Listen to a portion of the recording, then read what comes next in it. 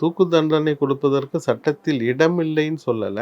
இடம் இருக்கு. ஏன்னா எல்லா ம மர்டர் கேஸ்லயுமே ரேரஸ்ட் ஆஃப் ரேர் கேஸ்ல தண்டனை குடுக்கலாம். தூக்கு தண்டனை குடுக்கலாம். அது அரிதினும் அரிதான வழக்கா இருந்தா தண்டனை குடுக்கலாம். ஆனா நீதிபதி அவர்கள் இப்ப கிருஷ்ணய்யர் இன்னைக்கு இருக்கிற நீதிபதிகள்லயே ஒரு மிக முக்கியமான முன்னோடி நீதிபதி.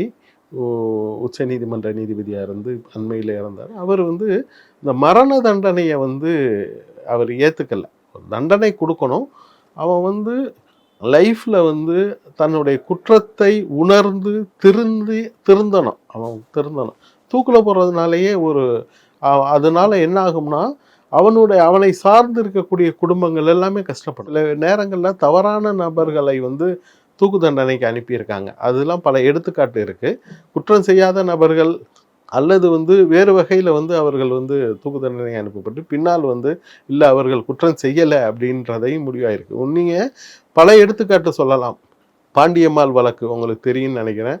பாண்டியம்மாளை கொன்னதா ஒரு வழக்கு தொடரப்பட்டு அது விசாரணை நீதிமன்றத்தில் நடந்துக்கிட்டு இருக்கும்போது அந்த பாண்டியம்மாளே நீதிமன்றத்தில் ஆஜராகி என்னை யாரும் கொல்லலை அப்படின்னு சொன்ன வழக்கு இருக்குது.